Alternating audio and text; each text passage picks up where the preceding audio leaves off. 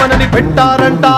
ధర్మాన్ని తప్పనోడు ధర్మరాజట, దయలేని వాడు యమ ధర్మరాజట.